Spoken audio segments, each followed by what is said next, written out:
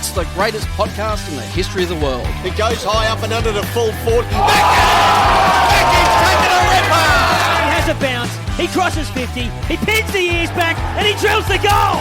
All the latest news and views from around the VAFA. Here's the big man! The big goal! He's done it again! This bloke extracts some of the finest! From outside the arc. It's a long bomb from outside the arc! This is for the love of the game.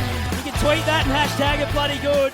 This is for the love of the game. Welcome along. Another massive weekend of football right up and down across the VAFA. We've had some draws. We've had some big bags. We've got Ton Watch to take care of. We've got Hugo Higginbotham back in the seat. Welcome back. Thanks, Jace. Great to be here. And it was a cold shot of reality coming back to Melbourne through the doors of Tullamarine. Saw a few VAFA players exiting too, unfortunately. But it's great to be back.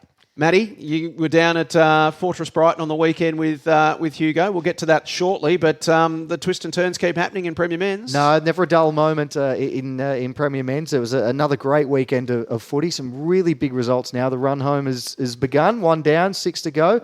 And tell you what, if what we had on the weekend is a taste of things to come, it's going to be a ripping run to September. It was a thrilling afternoon in William Buck Premier Men's. A couple of one-kick thrillers, a couple of huge statement wins. Uni Blues declared their premiership contention in no uncertain terms. They snapped the 9-game winning streak of Old Xaverians at Toorak Park. And joining us to chat through that first versus second blockbuster is Blues coach Matty Smith. Matty, thanks for your time. No problem. Thanks for having me on. Well, mate, you arrived in enemy territory hunting a 7th-straight win of your own, and you started pretty well. First 3 goals of the game. Yeah, we've made a habit of that over the last sort of month or so. We've been starting really well and getting out of the blocks and just getting ourselves into good positions early. What did you make of it early on? You had 5-1 from 12 inside 50s in that first term, so you're obviously pretty efficient. You led by 9 points at the first change. Was the game sort of panning out and playing out early on the way you were hoping it would? Yeah, I guess so. We couldn't be disappointed with where we were at.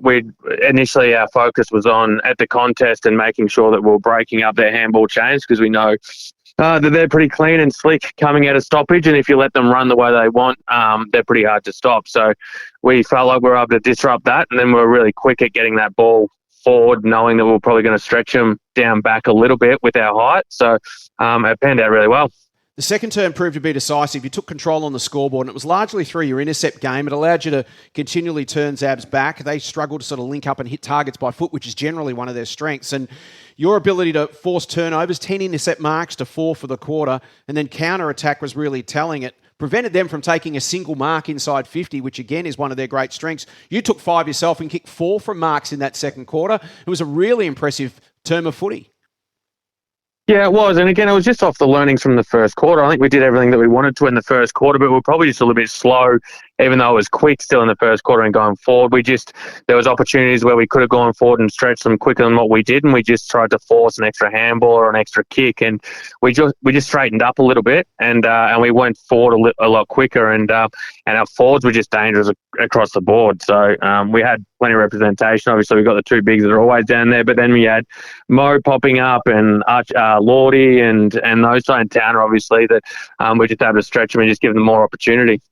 Matt, congratulations on the win. A terrific performance from you and your boys. And I was reflecting back on the performance against that you had against Old Xavs earlier in the season. Was there much you took away from that game that you wanted to apply heading into this one? Yeah, again, it was just the pressure. I think the first half of the first time we played them was where we wanted to be at, and we were able to pressure them and force them into making mistakes and those errors by skill. And then we just dropped off in the second half. And once you give them a sniff, they just run really hard and it's hard to get them stopped. So for us, it was just maintaining that for 4 quarters. We knew the plan was in place to execute. We just had to be able to do it for 4 quarters. It was 6 goals at half-time, 34 points at half-time, 6 goals at three-quarter time, 39 in the end, Hugo. So it was that second quarter that proved the difference. And some of these key numbers, you've seen a lot of Zabs this year. Tell the story. Old Zabs held to 335 touches by the Blues. Their average is normally 379, and they lead the competition, so that's huge. Minus 13 contested possession differential, minus 4 ground balls, the first time since round 5, they've lost those stat categories down in the scrap, and that was also to the Blues, incidentally. And the first time that the Zabs have lost gathers all year, so when the ball kind of spills out into space, it was the Blues that were first to move. Contested mark, intercept mark, score efficiency differentials, also season lows, as well as the efficiency entering forward 50. It was a really comprehensive shutdown performance from the Blues. Well, you can only play as well as the opposition lets you sometimes, and those numbers are indicative of that. But, Matty, I want to talk about one guy, Trent Cossa. We saw a couple of games of him last year. He's got real X factor, and you brought him in to go up against one of the best ruckmen in the competition in Alex Pralia, and he's performed really well. Yeah, he did. He's come off a good block of twos footy. He had surgery on both his knees through the pre-season, so he had a bit of time off, and then he's put together a good block of form. So we're confident in him coming in that, and obviously just being able to, when you got Joe Furphy as your primary ruckman, it's nice to have Trent coming in as your secondary. But his ruck work was really good, and he's able to generate full ball movement with us. We don't sort of fluff around with it too much and expecting it at perfect taps. It's just working on him with his follow-up work and becoming an extra mid. But I think for us, what was most important was him actually getting across half back, and he took probably 4 or 5 intercept marks himself across in that back line. I think that was more important to us than what he was with his ruck work inside. 5 games clear now inside the top 4 with 6 to play. So finals on the horizon for you guys, which is a great performance after sort of being there and thereabouts last year and then just not getting over the line in a few of the close ones. So where have you improved from this time last year, Matty, and what are you focusing on now over the next 6 weeks between now and September? I think the biggest improvement, honestly, is our fitness at the moment. And we had a pretty young core group of players last year that were in that sort of 20 to 22 mark. So the maturity coming off a really solid preseason, both physically and just mentally, and understanding a game plan that we haven't really changed too much from last year, has really driven, I think, the improvement for us this year. But I guess for the next 6 weeks, we obviously got to focus on this week. It's shown that everyone's beating everyone at the moment. Like we got Halebury this weekend, who are just always a sniff. So we just have to make sure that we reset. As I've said before, it's hard sometimes backing off the back of these games that we've just played because there's such a big build-up and you set yourself for a top-of-the-table clash. But we just have to reset now and still take it 1 week at a time. But I guess the draw has set it up now that we've got a couple of weeks and then we're into Brighton and then a couple more weeks and into Scobbs to finish off the season. So we can sort of deload a little bit where we need to and look after ourselves, thinking ahead and playing the long game a little bit more now as well. Matt, the player I want to talk about is Jack Hayter, who we saw here in the Big V a couple of weeks ago representing his state, and how impressive he was for you guys in terms of setting the standard through the midfield against Old Xavs. What's his ceiling? Because he just seems to get better every single week. He was outstanding again on the weekend. Yeah, he's been excellent for us. And I think the question for us at the start of the year was, being an 18-year-old coming up and playing senior footy for the first time, was could he maintain the level and would his body hold up as well? But he's the ultimate professional with his preparation. What his ceiling is, who knows? At the first part of the year this year was trying to get rid of the habits that some of these kids come out of coach league with, where it's a little bit more flashy and the over the shoulder handballs and all that sort of stuff, and stamping that out of his game. But every week he gets a lot better with that. His ball security is improving. So I think the sky's the limit for him at the moment. His work rate, and he's willing to learn, he's willing to listen. So he's an exciting prospect. And as I said, being 18 years old, he's got a big future ahead of him. It's a breaking news here on For the Love of the Game. This week's VAFA Rising Star nomination, congratulations, Matty Smith, is Jack Hayter. well deserved, certainly off the back of the last couple of weeks, but his form all through. So it's an excellent story for him, and it's a credit to him as well. So that's a huge wrap for him. And obviously coming up, we had Tommy Hill early in the year. We've got a great bunch of young players coming through at the moment, so it's exciting for the club moving forward too. I think it might be the first club in the men's competition that have had 2 Rising Star nominees this year, so that is a real feather in your cap. Hey, best of luck for the road ahead. You mentioned Old Halebury this week, then it's Old Scotch, Old Brighton, St Bernard's, Caulfield and St Kevin's. As we keep saying every week, there's no easy games in Premier Men's. No, there's not, and it shows that, and that's the beauty of the VAFA. It's everywhere you got to turn up, and if you're slightly off, you can be beaten by anyone. So it's exciting. It's an exciting road ahead for us at the moment, but we've got a fair job to do still. Matty, thanks for your time. Best of luck for the road ahead. No problem. Thanks for having me, guys. So a huge win for Uni Blues there, Hugo. What did Dan Donati make about it on the other side of the coin, the Old Xav side? Look, he said they were outplayed for most of the day by a very good Blues side, which is absolutely correct. And it was tight and quick in the first quarter, but they didn't capitalise on some opportunities, which is always a problem. And at the other end, they were just too easy to score against, he said. So he made a few changes at half time, more of a contest, but they just struggled. So they didn't keep it in their half for long enough, and as a result, so Blues just scored too frequently. But they'll take some valuable lessons out of that, as a good coach will do. And a chance to reset. They're on a 9-game winning streak. Chance now to reset and go, okay, now we've got a 6-week block between now and September. Oh, look, they're in a really good position, and they've got a really good look at the Blues there. So you can go back to that tape, and you can break that right apart and say, right, where are the key moments where we fell apart? Where did we break down? And then you can work on that. And they've got 6 or 7 weeks now before they may be playing the Blues. Yeah, that's going to be tight at the top, as it always is. Speaking of the 2 grand finalists from the last couple of years, met and it was Old Scotch continuing its revival by securing their first win over Old Brighton since the 2024 grand final. They snapped a 4-game losing streak to the Tunners. They closed within 2 games of the reigning premiers in the race for 4th spot.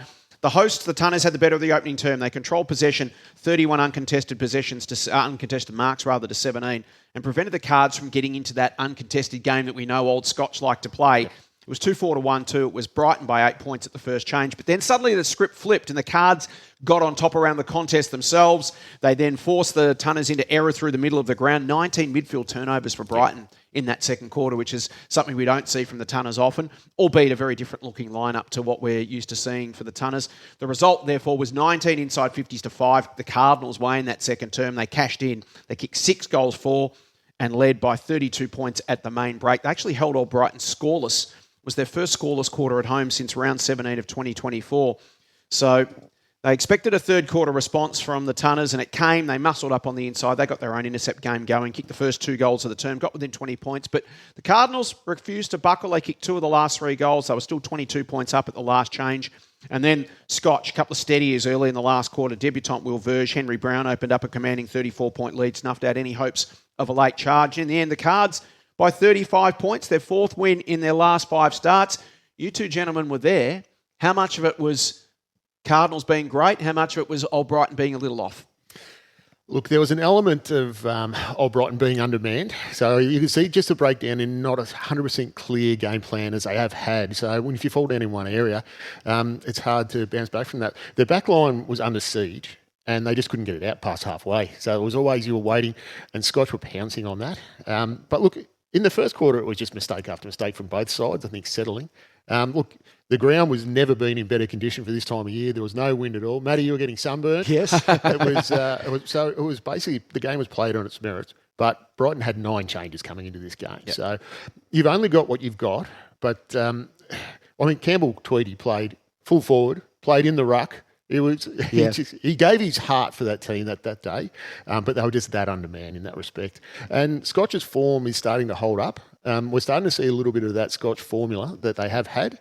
One thing, let's go a bit of history here. This time last year, they were 6-6 with 6 games to go. This year, they're 5-7. So it's going to be harder for them. You would think, because there's still 2 games behind Brighton, you think they'd have to win at least 4 out of the next 6? Their next 2 weeks are going to be critical. We'll get to that in a moment. Yep. What impressed you most about Scotch? I just think their pressure, particularly out of the middle in that latter part of the second quarter, because Hugo will remember in the first half of the second term, Old Brighton had the ball in their forward 50 for a good 5-10 minutes. Could not get a score. The ball was locked in there over on the far side of the ground.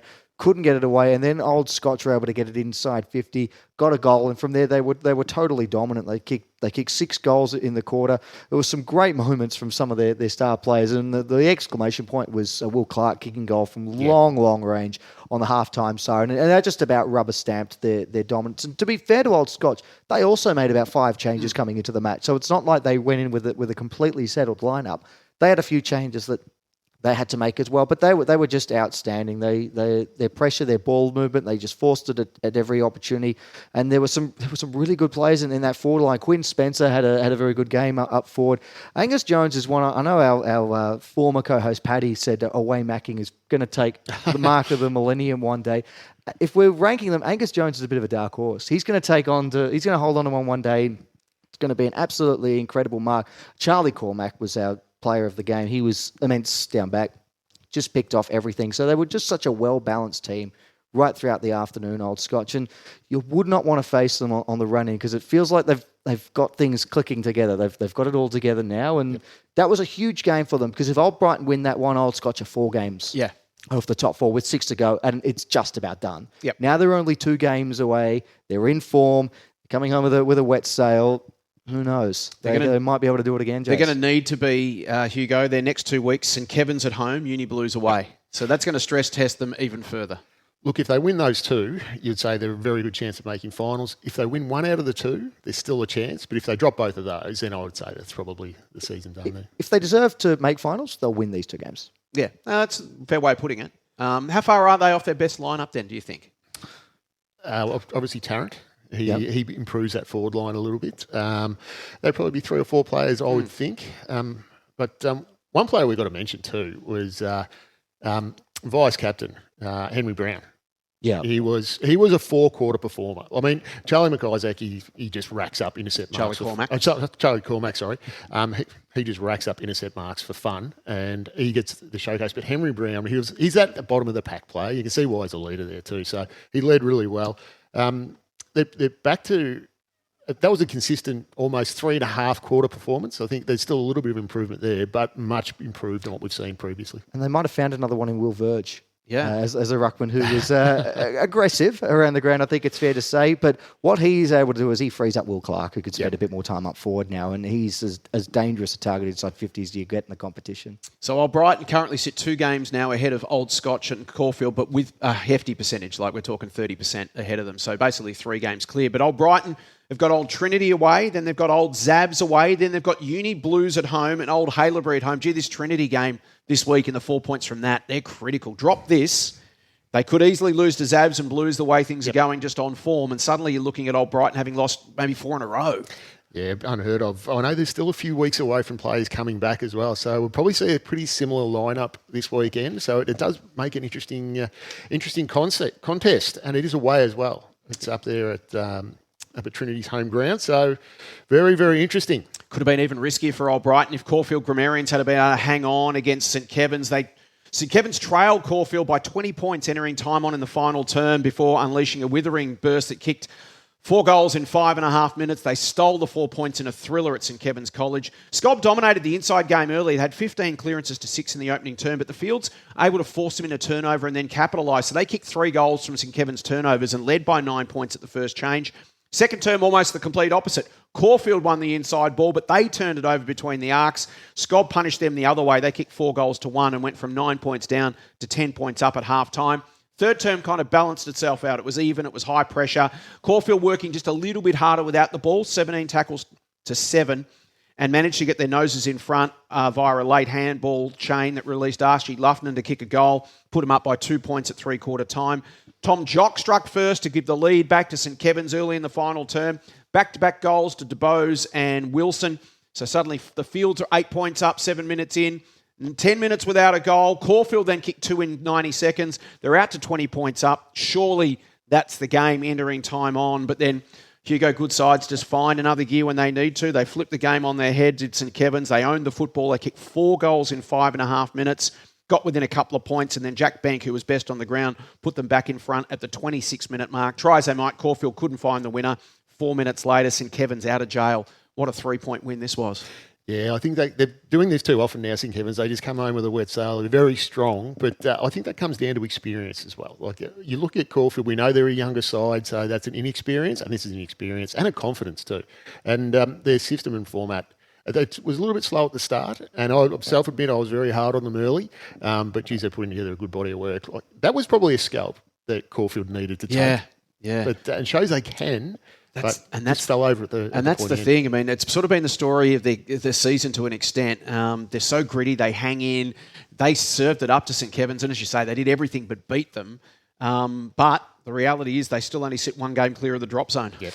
Yeah, and had they held on, they'd have been within one game of the top four. Yeah. So it just goes to show how tight it is in Premier Men, and it can only take a kick, and then suddenly the whole narrative changes. And Caulfield have been so valiant in terms of coming up from Prem B. They struggled a bit to start the season, but then they've got on a bit of a run and have sort of half maintained touch with the top four for much of the last month, but to get into finals, and it would be an unlikely finals appearance, but they're the ones that they just had to find a way just to hang on and get over the line and weren't quite able to do so. Jack Bank, 27 touches, 6 clearances, 12 inside 50s and 3 goals. Billy Coates, what a powerhouse he is. We expected him. We talked about him having that influence this weekend, and sure enough, 25 disposals, 25 contested possessions, 71 hit-outs, 9 clearances for Billy Coates. We spoke about this on the weekend, Matty.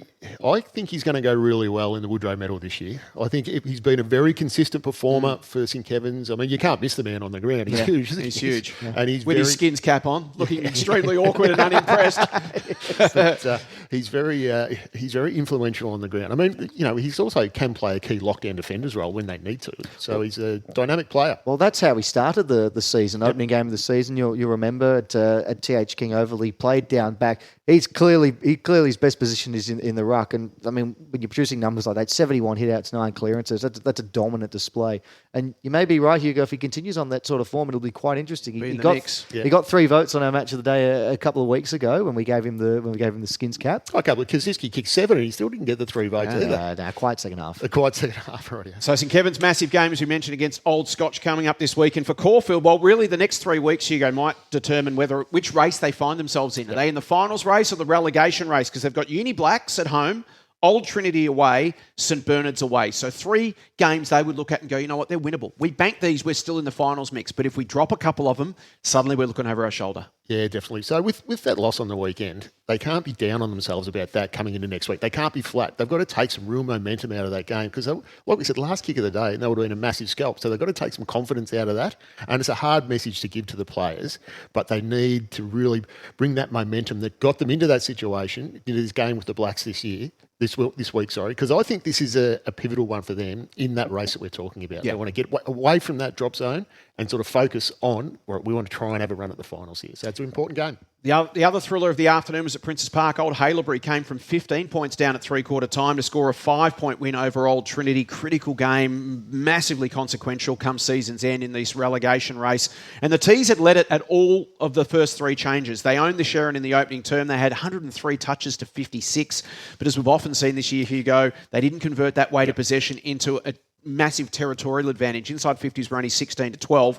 They did kick 4 goals to 3. They led by 7 points at the first break. But that's the balance the Tees are working at the moment. The balance between controlling the footy and defending first, but also being able to go forward to take territory and challenge the opposition defence. Yeah, it's a confidence thing. You need to be confident enough to hit that one, and also you have to hit it. So it's an execution as well. So it's one of those things. It's a learning, and it's a very tough competition because you're off by a few percent and you will get beaten. 4 goals apiece in the second term. It was quite a fiery contest, this one. It was quite spiteful. There's a bit of tagging going on and then players trying to fly the flags for their teammates, etc. So there were sort of spot fires that sort of happened throughout the day.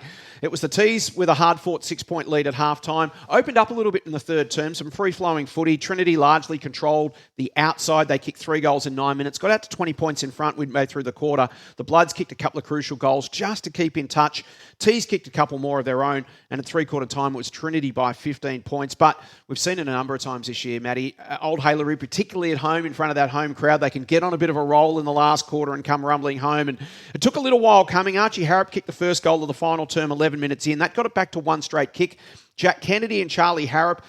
Charlie Harrop was swung forward after being on the ball for most of the day. Added back-to-back goals a short time later. Suddenly the Bloods are 7 points up. Trinity are now on the ropes. The Tees didn't drop their head. They kept fighting. Lockie Mulcahy pulled down a great mark on the goal line, made it 1 point the difference sort of entering time on. Then Charlie Harrop again kicked a goal, made it back out to 7 for the Bloods. Harrop again, 4 minutes later, he kicked 4 goals in the final term. Hugo, that is a great coaching move from on ball to forward. He kicks 4 in the final term. Trinity threw everything at them late, but in the end, it was a 4-point win for Old Haileybury after a very desperate final 95-point win, 90 seconds. And, Old Trinity leapt over by Haileybury. Haileybury now out of the drop zone. Trinity slide down into it. Yeah, an important game to win for Haileybury. So Charlie Hope with those 4 in the last quarter. I've been wondering, how's the ball getting to him? That's what you really have to look at, because it's obviously you have to have the ability to get the ball and kick the goal. But what's the lead up? For there's got to be something in a move you could have made, swung around, or even like if there was tagging going on, well, put a lock on him. Yeah. Well, one of them, as I said, was on the goal line, came off the hands of a contest, and he just dribbled it through. He's right place at the right time. There were a couple out on the leads, etc. It was just a wonderful move. Brady Seckle, superb again, 28 disposals, 15 tackles, 10 clearances, 12 inside 50s and a goal. He's having quite a year. Yeah, no, it's an incredible campaign from him, and that last quarter from Harrop, that may be the most important quarter of the Bloods season. Yeah, with those 4 goals, because if he doesn't kick them, they fall. They're 2 games behind Old Trinity with 6 games to go in the relegation race, and it becomes a lot harder. But now, not only are they level with them, they're actually out of that relegation zone, only by percentage, but it's level pegging now for the Bloods. What a guy, mate, Martin, make of that performance, because again they had to come from 15 points down, and just a critical one that we might look back at the end of the year and say this was the key 30 minutes of footy. Yeah, so he said it was a really pleasing win. We talked about changes, 8 changes from the side that last played heading into the bye, and 8 from the under-19s team playing. So it was a very inexperienced side. So to be able to come from behind and win a close game with such change, it was a huge effort from him. It said it was a really important win for the season. Obviously, with all of those kids playing, really important win for the future of the Bloods too. Hopefully, a lot of the young players that we saw out there on the weekend provide the nucleus of the group in the long term. So it's great to see. Well, he thought it was great to see them all contributing for the win. And great for their confidence as well to win a close one like that. From a Trinity perspective, they're on, a 7-game losing streak now. Yep. Jack James, who was filling in for Donald McDonald, what did Jack make of it? He said it was a game of really fine margins. So they went down by less than a goal, but he felt that neither team had control. So it could have gone either way. So you've got to take a positive out of that. They showed a little bit more composure beating Haileybury at crucial times. And then with ball in hand as well. And it was hard-fought physical game, which he obviously was, and they applied excellent pressure all day to the ball carrier, so full credit to Haileybury. What pleased him, though, was their ability to adapt with what was thrown at them. Haileybury has some really versatile players and present different structural looks from week to week. There were times when their experienced players got the better of us and showed their class, but the group continued to the challenge and competed well all day. Had a few guys playing roles that were new to them, and they were really pleased with the way the players embraced that. So that's a glass half empty, half full sort of response. Yeah. So, which is a tough game. Even more critical victory for Old Haileybury when you consider their run home, Matty, includes matchups against all 4 of the top 4 teams. They're going to play all of them. So the 4 points they grabbed on the weekend, critical, because Trinity only have to play 2 of the top 4 teams on the run home. So while Trinity are on a 7-game losing streak, their destiny is very much in their own hands, because they're going to play 4 opponents that are around them on the ladder. Yeah, no, there's a number of 8-point games coming up for Old Trinity in addition to the one that was taking place at the weekend. So, on a couple of fronts for Old Haileybury, this one was absolutely massive because, playing everyone in the top 4 is going to be no mean feat. They're going to do well to pick up at least a win or 2 out of that run. And the final game of the weekend was also pivotal to that relegation race. It was University Blacks ultimately seeing off a persistence at Bernard's to snatch the 4 points at Melbourne Uni.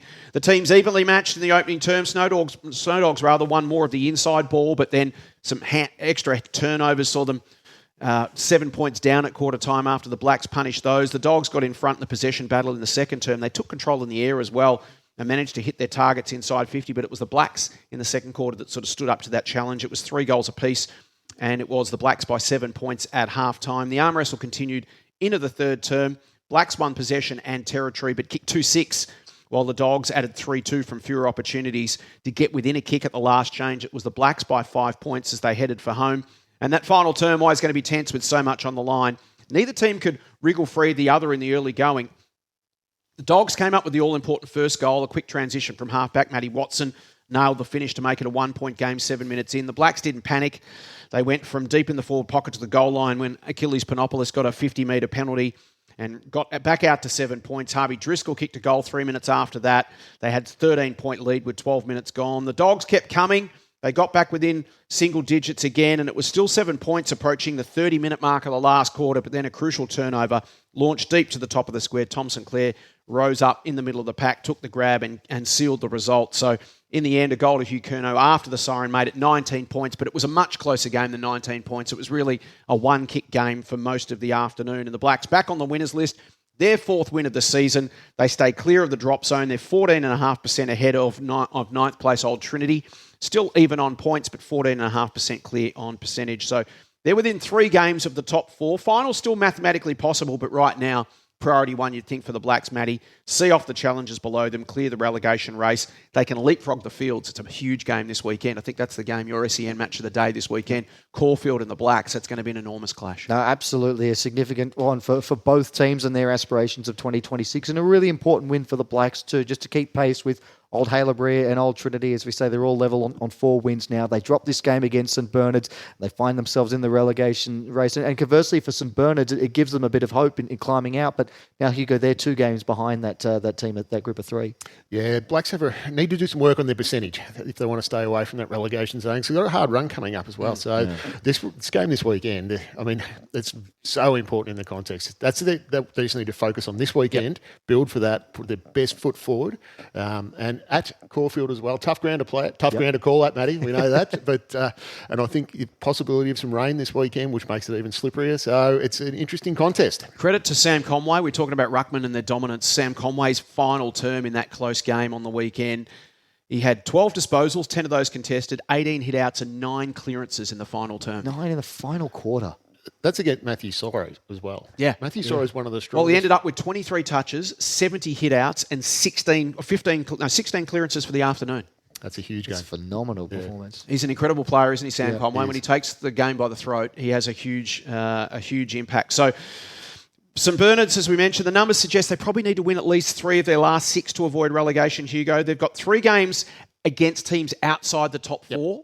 So they loom large. If they can pick up those 3 games, it's the Bloods round 14, the Fields in round 15, and then the final round against Old Trinity. That could be the one. Yes. That could be the one. So it's not over yet for the Snow Dogs. It seems a little grim at the moment, but if they can pick off the teams around them and not worry too much about, yes, they're going to play some top teams as well, including Zabs this week, minimise the damage against them and then try to pinch those wins against the teams around them, they can still get out. No, definitely. And they're the experts at it. They've been experienced. But I wouldn't put it past them to claim a scalp in the run home as well, especially as the season gets a little bit later with other teams know where they are. We've seen this before. But they're a very good side. They're another one of these ones that you've played contested footy when you played the Snow Dogs. And the weather may change. It could be a heavier track, something like that. There's just something about it, I think. Well, their last fortnight of last season was phenomenal. They played Old Haileybury. They wiped them off the map with a phenomenal performance. It ran over the top of St Kevin's, and they were 2 teams in the top half of the ladder. So they've done it before. They can do it. Yep. They're going to need to do it again. It's not over yet for the Snow Dogs. Premier Men's just keeps twisting and turning. We've got some fantastic games coming up in round 13. Tips coming up later in the show. Speaking of twists and turns, Premier B Men's, that's next on For the Love of the Game. Footy finals are almost here, and there's no better way to kick them off than at the 2026 William Buck VAFA Finals Luncheon. Join MC Nat Edwards, AFL legends and Brownlow medalists James Hurd and Jimmy Bartel, plus Jason Bennett and the VAFA media team for a live For the Love of the Game finals preview. Friday, September 4th at the RACV City Club. Enjoy a premium 2-course lunch, beverage package and an unforgettable afternoon of football stories and finals insights. Book your tickets now at vafa.com.au. Don't miss out on one of the biggest events on the VAFA calendar. This is For the Love of the Game. It is time to talk Premier B Men's. Matty, how was your tipping on the weekend? I actually don't know, Jace. I think I did okay. Yeah, he says that most weeks, Hugo, doesn't he? Okay is a relative term, which I like. He sets his expectations extremely low. I think I might have got 1 or 2. Yeah. It's actually enjoyable watching him squirm on a Saturday. As he does around the ground. Yeah, it's always trepidation. It's Yeah. highlight of my weekend. Am I brave enough to look at the scores? Well, I'll tell you what, I'm going to do you a massive solid here. Yep. A draw is a tip. Yeah, beauty. Yes. No, I know, I heard you guys arguing about it on the weekend. I'm going to give it to you. It was Beau Morris, it was Old Geelong. It was Beau Morris by a bit in the last quarter. They looked to have the game wrapped up. Old Geelong came charging home, hit the front, and then final siren. Ball sails through. It's a draw. Yeah, a genuine buzzer beater. And we don't actually get many of those in this great game of ours. But no, that's what we had here at Como Park. You mentioned that Beau Morris, they led by as much as 18 points early in the last term. They looked to have the game sealed up. But then the OGs, they flipped the script. They kicked 3 goals in a row to take the lead heading into time on. And then it felt like that they had it. But it was James Pepper who gathered the ball in the forward pocket. There were a stack of players around the footy. He put the ball in the air. He set it towards goal. As the ball was in the air, the siren sounded and it thundered into the post. Watching it back on the replay, there was a bit of a debate as to whether the score actually counts or not. It did, and it meant that the scores were locked up at 9-14, 68 apiece in the end. An absolute thriller. Our second draw of the campaign in Premier B men's. And Ogs with both, aren't they? Yes. So now they've got a win. It's worth a win and a loss. Yes. Both Old Geelong playing in both draws. And what it means now for the ladder, for the Sharks, at least they move to within half a game at the top 4. This might be a bit annoying for the Sharks, actually, because they've got one of the best percentages in the competition. And now doesn't mean anything because they've got the half a game gap on everybody else. Still take the 2 points, though, wouldn't absolutely. you? This stage, Hugo. Definitely. And Old Geelong, who were in the relegation fight not all that long ago, they're only a game outside finals at this stage. And a game and a half clear now, the drop zone. Yes. So that half game, we saw it last year in a couple of different sections, Hugo. You bemoan the fact that you let 2 points slip away, then you get to the end and you go, well, without those two, we wouldn't have either made finals or stayed up. No, it's funny how often it does happen, but those 2 points, they tend to come into play every year, and it's one of those things, you look at that game and you can look at it two ways. You go, geez, we should have won that, or geez, we were lucky to get those 2 points. We should never have won that. I mean, you're down by 18 points coming into time on. Yep. It's you probably... You take a draw at that point. Oh, absolutely. Because you think...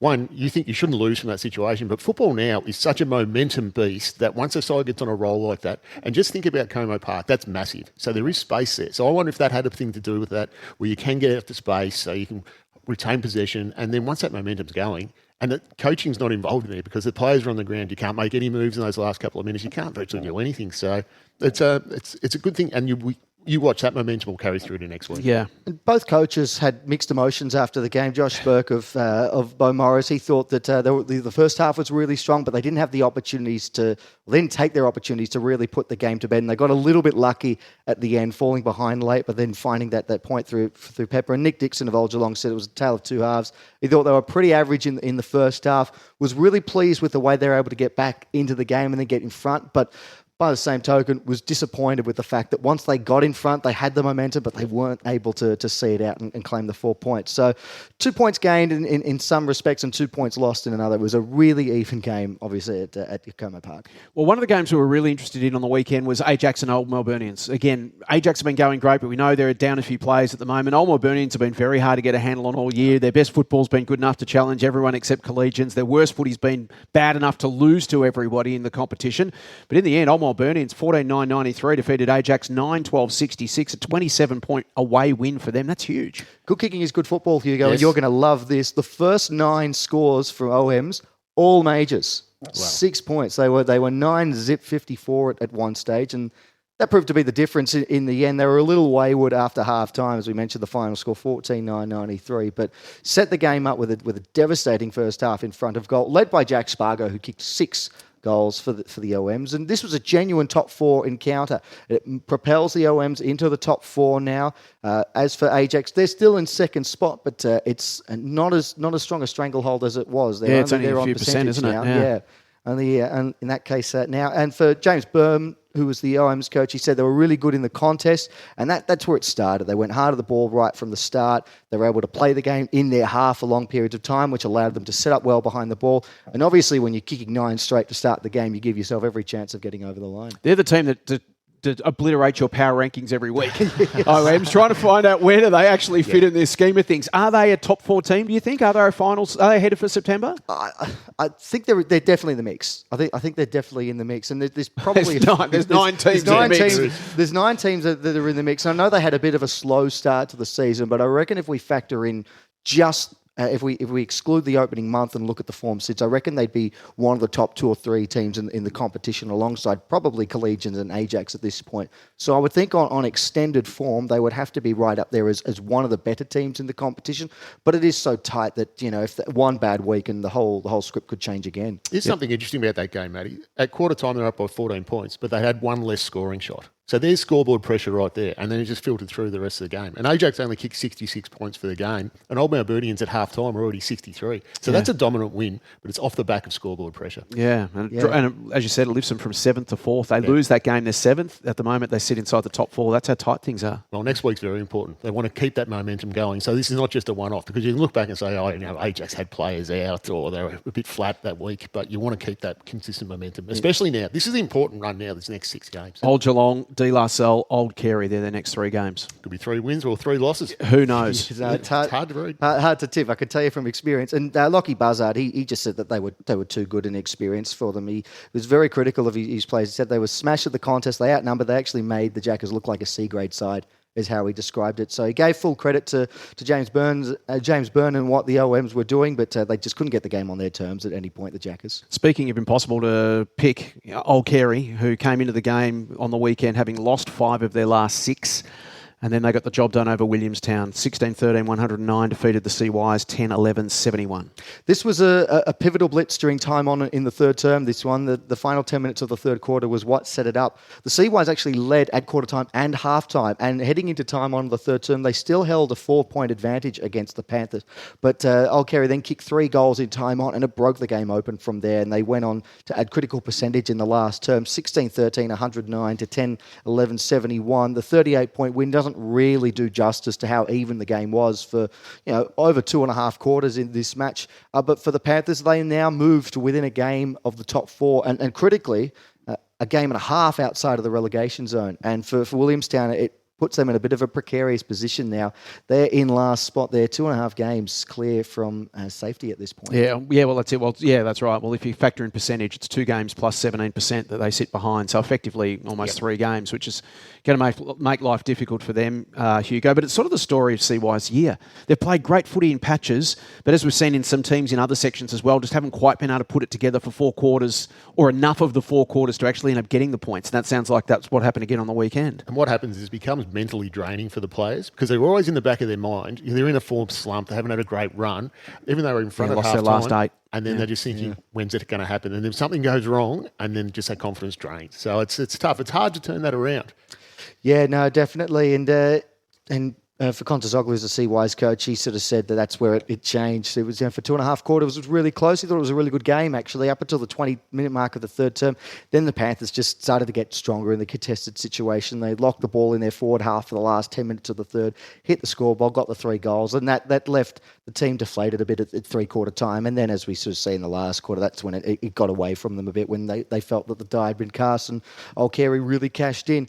For Luke Giles, he thought the second half, well, he hopes that the second half is a bit of a turning point now for the team. He thought the way that they defended, and they came forward to defend as a team rather than being reactive, he thought that was a really pivotal moment in the game. Consider that they've probably got to be borderline perfect to sneak into the finals from this point on. But it's good it's good from their point of view that now they feel like they've got something to play for every single week between now and season's end. And they've got Old Campbell, this is Carey, Old Campbell, Collegians, Old Melburnians, Old Geelong, Beau Morris and Old Ivanhoe. So, I mean, effectively, we're almost starting finals now, aren't we, in Prem B? Like, it's almost like a round-robin play-in tournament to actually make it to September, because all these teams are going to be playing against each other, knocking each other over week after week. Now, it'll be interesting. You get to have a really good look at each other now as well, and it'll be fresh in your mind coming into finals, and you're trying to look for those little things just where you can get an advantage. So it's a good run. The anomaly of Premier B, it's so close except for one team. Collegians are miles in front of the pack and have been all year. Against Old Ivanhoe on the weekend out at Chelsworth Park, they kicked the first 10 goals of the game, I think, wasn't it? Something like that. That was 60-3 when Old Ivanhoe kicked their first goal. That came 22 minutes into the second quarter. Yeah, speaking of miles ahead, 104 points, the final margin in this one, 24-12, 156 to 8-4-52. The Lions were never troubled in this match. Will Dean led the way for the Lions. He kicked 6 goals. Jim Bazzani, a big day for him, game 150 for the club, and he celebrated with 31 disposals and a major. So he just keeps on keeping on, does Jim Bazzani, and he's certainly not alone in that respect for Collegians. Other results of the weekend mean that they now have extended their lead to 5 games. Having just played 12 of the season, they're 5 games clear of everyone else. This might be Senchi's lock. Senchi's lock is that Collegians will make the finals. Oh, thanks, Senchi. That's great. Put his reputation on the line there. Just about safe from here, you would think, Collegians at this point. The Hoas remain in 9th place. They sit a game and a half from safety now. So they've got to start getting on a roll, start getting some wins on the board. And that percentage copped a whack too, didn't it? It's dropped down to 80 now. So they're if they're on the same sort of points spread as Beau Morris, who've got a draw as well. So they're 6 points behind Carey and Geelong, so the percentage doesn't matter there. But now behind Beau Morris, they're actually 27 behind Beau Morris percentage-wise. So basically they're 3 games behind Bowie. It's getting closer to another game, though, isn't it? Yeah. And not looking like it's going to improve. So it may well be that if they want to try and leapfrog Old Carey, the old cliche percentage of infinity may come into play there for Old Ivanhoe at this point. But a game and a half behind them at the very least to begin with. They've got DYLAN, Bowie, Old Geelong, Old Melburnians, and they finish with Willie and Old Carey. So those last two games, you never know, might come down to the last couple of weeks for the Hoers. Well, you think that Carey game, don't you? That last game. There's always one every year. That might be the one we're really focusing on. That could be the win and you're in one. For Geordie McKenzie, he said that they just had winners all across the ground. The midfield set the tone for the day. Dominant display. The work rate and cleanliness stood out in particular for them. The back line was steadfast. They conceded a very low score, as we said, 52 points, and up forward plenty of different avenues. I mentioned Dean, he kicked 6. Zach Greaves, he kicked 4. As well, so 10 goals between the two of them. For Xavier Nation, Old Ivanhoe, he said that there was a lot that they could learn, a lot of positives that they could take away from the game despite the defeat. He gave full credit to Collegians, who are in a sweet spot right now. He put it that the fundamentals were through the roof. Their stoppage work was so impressive, and their pressure forced the Hoers to drop their skills a little bit, but there's still positives that he said they could take away from the game, and while focusing on those, there's still a lot of areas that they can look to improve on. Old Camberwell came into the game against De La Salle having won 5 of their last 6, and things were tight in the first half, Matty, but then after half-time, it was De La powering away. They kicked 10 goals to 4 and ended up running out 47-point winners. Yeah, particularly in that third term, 6 goals to 2 after a pretty even first half. It was a fine third term and fine second half, in truth, from De La. In the end, 16-14, 110 to 10-3, 63. So accurate kicking there from the Wellers, Hugo, but just weren't able to get it inside 50 quite enough. In terms of what it means for the ladder, it's a big result now for De La because they moved to equal second on the ladder. They're behind Ajax only by percentage, and not a lot of percent either. It's very close indeed.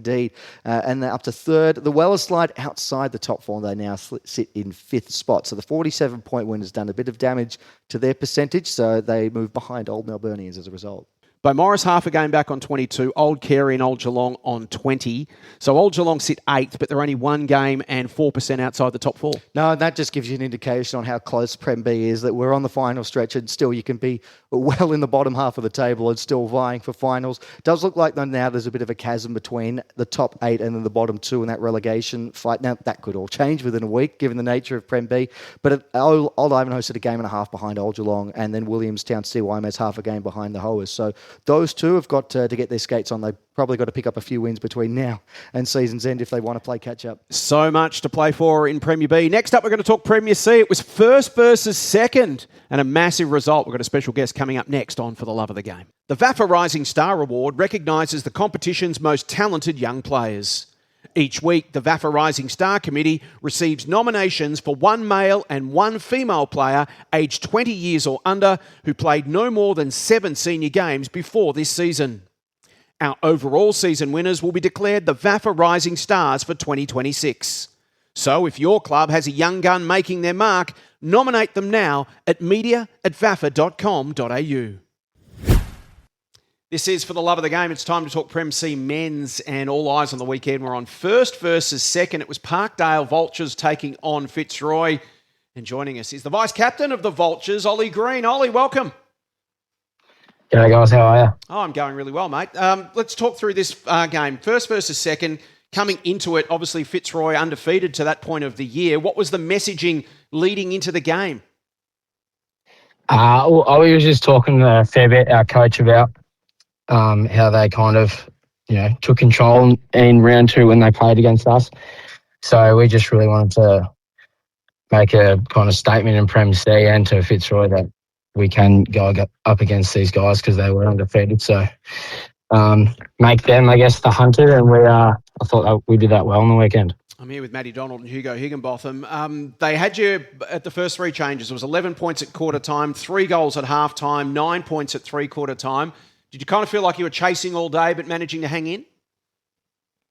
Yeah, definitely. It was like just one of those classic hard-fought games for the whole game. Like sometimes we had a few goals kicking our way, and then sometimes they had it their way. But yeah, they were leading obviously at the breaks every time, but we just went to the last quarter knowing that we could, I guess, we're pretty fit as a team, I believe. So we all knew in the back of our minds that we could hopefully just outrun them and, just have a bit of belief in the last quarter. Ollie, congratulations on the win. A terrific performance from you guys at home. You trailed by as much as 16 points early in that last term.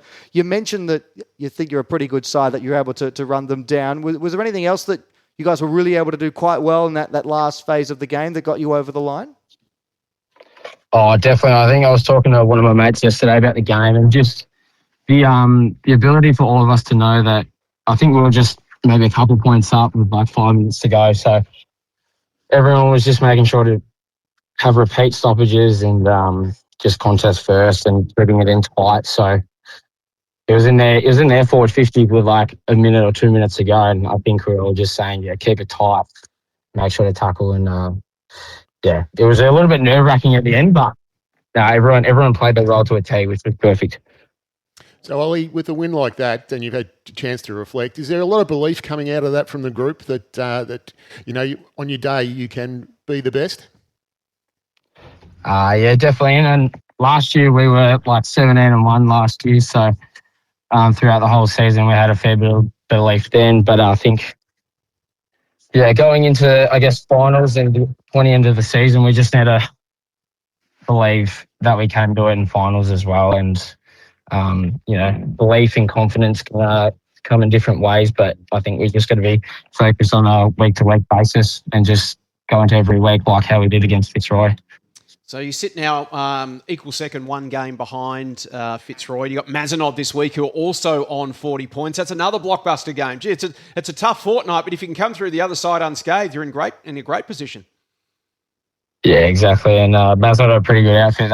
They took it up against us last time we played them, but yeah, we're definitely up for the challenge, and we knew that these 2 weeks were coming up, obviously, and we're definitely up for the challenge, and Mazenod are going to be good. They're not going to back away, and so yeah, no, we're definitely up for it though. Tell us about what makes your team good. Where's your competitive advantages, Ollie? Where do you beat teams? Well, I'm not a massive stats man, but I know the coaches are, and they're always mentioning about like contest first, our contest ability to win it in tight, and we got some other players as well that are really good on the outside too. So I think we're like number 1 or number 2 in midfield tackles, and so we're pretty good on the inside. So I think that's where we beat our opposition. But yeah, we've definitely got some good role players who play on the outside really well too. So we've got a good mix. Yeah, Ollie, I love the role play myself, mate, being an ex-coach. So who's one or two of the guys in the team that don't get massive stats or accolades, but you know you can guarantee and rely on them each week, and you need those coming into finals? Well, we've got a few half-backers and back pockets who are just unreal. Like, they lock down their player all the time. We got, like, Nat Petty, Ben Fennick. I thought Max Phillips was awesome on the weekend with his tackling ability. I'm not sure how many disposals he's averaged, but his tackling was awesome on the weekend. It was something to really uphold for everyone else, and he showed the standard of what we have to do every week. Mitch Brown leads Ton Watch for us. We always keep a good close eye on Mitch, but I noticed he was on the sidelines on the weekend. What's the story with Mitch? Yeah, Mitch has got a bit of a hamstring issue. That's a setback for Ton Watch. Yeah, I know, which is a little bit annoying, but that's all right. He'll work his way back in. I'm not sure what his timeline is, but he'll let us know. He's a solo operator sometimes, but that's what we love about him. So, he's good. Doing your hamstring is what happens when you kick it too much, Jason. Mitch Brown's been doing a lot of kicking. Kick it on his opposite foot. Just get out there, Mitch. We need you to get the ton. I know. I was surprised though. So, but he'll be right in the coming weeks. Ollie, you mentioned last year and then getting to the finals from Parkdale's point of view last year, not quite getting through to the grand final. You're on track to sort of get to September again this year. What were some of the lessons that you learned from last year's finals campaign that you're hoping to implement when you get there this time around? Well, yeah, obviously last year with being 17-1, I think we all had a bit of an expectation of us to kind of get to the end, but I think we were all just thinking a little bit too far, which was, I guess, I did that too. I think a few other of us did as well, which was, when you're in that situation, that's all you can really think about, because you're like, well, we're 17-1, we're in a good position here, but I think the lessons from last year is that we're just going to take it, just the classic cliche, week by week. Well done. Going with the with the kind of same mindset every week of just what we do well and just go back to the basics. So, yeah, whoever we come up against in the last kind of rounds and I guess finals as well, we're just going to have to go with that same contest mindset. If it's a lower team or if it's a higher team, it's just any team can get you. Take care of the process. Outcome takes care of itself, Hugo. That's exactly right. Now, Ollie, on a personal level, we met you at Kingston Heath. You were working behind the bar. We had the VAFA Golf Day there early in the year. Now, I think you've got a promotion. What are you doing now? Yeah, I'm just a groundskeeper down at Kingston Heath now, so I'm outside in the sun, which is good. So some days it's a little bit freezing, like right now, but it's good, man. It's good. Bit of walking, so yeah, no, it's fit. Are you a golfer yourself? I have gotten into it, yeah, but I need to get into it a little bit more. I need to start playing on the regular Sundays and get a gig out here at Kingston Heath as well. But yeah, I like my golf. Well, enjoy the sunshine, mate. It is a beautiful day. Hey, best of luck this weekend. We can't wait to see this one play out at Central Reserve. Mazenod versus Parkdale Vultures. Congratulations on the win on the weekend, mate. Best of luck for the road ahead. Cheers, Jace. Thank you. Have a good one. So a great win there for Parkside over Fitzroy, handing them their first loss of the year. Other results around the grounds from Premier C over the weekend. Ormond, big win for them. The Mondas, 16-17-113, defeated Marcelin 6-11-47 by 66 points. Mazenod kept on keeping on. Huge win. 19-16-130, defeated Old Peninsula 3-6-24 by 106 points. Massive win for St Bede's as well. St Bede's Mentone Tigers, 19-20-134, defeated Glenara Old McKinnon 2-5-17, 117-point win there. And Hampton Rovers continued the blowouts. It was 19-16-130, the Rovers over Pegs 9-8-62, so 68 points there. We have seen some big margins in Premier C this season. When the top teams play the bottom teams, there's been some serious spankings. Let's update the ladder now with Fitzroy's lead at the top. They're now 11-1, so their advantage is slipped back to one game. They're on 44 points. Parkdale and Mazenod sit on 40, and as we mentioned, they play this week. That is going to be a monster game. One game further back is Hampton Rovers on 36. Then outside the top four is St Bede's by a game on 32, the Tigers. And then it's a big gap, 5 games back to Peg. So we've got very clearly in Premier C, as we've been saying for a few weeks now, the top 5 and the bottom 5. But the bottom 5 are all in the race for relegation. So at the moment, everyone in Premier C's got something to play for, because St Bede's sit 5th, but they're very much still in the mix to play finals. Peg sit 6th, but they're still very much in the mix to avoid relegation. On 12 points, Pegs and Old Peninsula, and then the bottom 3 now all on 8 because Ormond had that win. They're on 8, Marcelin on 8, Glenara, Old McKinnon on 8. So the bottom 5 teams in Premier C separated by one game. It is going to be quite the run home to September. Let's talk men's divisional footy. We'll start with Div 1. We will, and unfortunately not a lot of close games this weekend in Div 1, a fair few blowouts. We'll start with the closest match of all, at Victoria Park. It was Kew who defeated Parkside by 50 points, 16-11-107 to 8-9-57. In addition to that, Old Yarra Cobras and Oakley were too good in this one, a 65-point win for them, 22-17, 149 to 13-6-84. Preston Bull Ants made it 13 and zip with an 86-point win over UHSVU, 23-12, 150 to 10-4-64, and then a couple of 100-plus point wins. Mary Silesian, 23-18, 156 to Brunswick, 8-2-50, a 106-point there for St Mary Silesian. And then Paran, 161-point win over Monash Blues, 28-17, 185 to 4 straight 24 for the Monash Blues. And we look at the ladder now. Preston Bull Ants, mentioned them. They're still out on top, 13 and zip. They're 4 games clear of the chasing pack. 3 teams locked on 9 wins. Paran, Parkside and Kew, all with a 9-4 record. 1 game behind them are Oakley. A game behind them, St Mary's Silesian. Then a game and a half back to them are Brunswick. And then there's a bit of a gap thereafter. UHSVU are still half a game clear of Monash Blues at the moment. And then Old Yarra Cobras rounding out the ladder, still looking for their first win of the year. Hugo, you might have the closest section of all. We keep talking about Premier B, but certainly at the top of the ladder in Division 2 men's, it is extraordinary. Yes, it's a good competition this year, and there's some big results this week. So at Aquinas College, North Brunswick got the result up there, 8-12-60, defeating Aquinas 5-12-42 by 18 points. And then at Lindsay Hassett Oval, Canterbury, 15-9-99, defeated South Melbourne 7-13-55. That was a 44-point victory. At Alstonwick Park, number 2, we had Elsternwick 19-17, 131, defeating Whitefriars 7-13, 55, a massive 76-point victory there. And that was big because that's fourth versus fifth, and fifth's knocked off fourth and gained a ton of percentage on them as well. Correct. So it's getting really tight up the top there. Now at Melbourne High, we've got Melbourne High 18-16, 124, defeated Terry Penola 10-9, 69. I think they're the form team in the comp at the moment, Melbourne High. They're on a really good run. So that was a 55-point victory. And then West Brunswick 11-4, 70, defeated Powerhouse 7-6, 48 by 22 points. So that was an unexpected Huge. one. West Brunswick sits sixth. Powerhouse was sitting on top of the ladder. Yep. They still are, but now they've got some company up there as well. Yeah, it's getting very tight up there. So all on 36 points. We've got Powerhouse with a percentage of 133, Canterbury with a percentage of 125, Melbourne High with a percentage of 121, and Whitefriars, coming off that defeat, a percentage of 108. So top four all locked together on 9 wins. Top four. Now, fifth, Elsternwick on 32 points, just one game behind, but a percentage of 138. So that's big. So that's going to be very interesting. And then behind them with 6 wins, we've got West Brunswick on 24. Then sitting seventh on 5 wins, we've got Terry Penola with a percentage of 80. So that's probably a little bit deficient for where they want to be.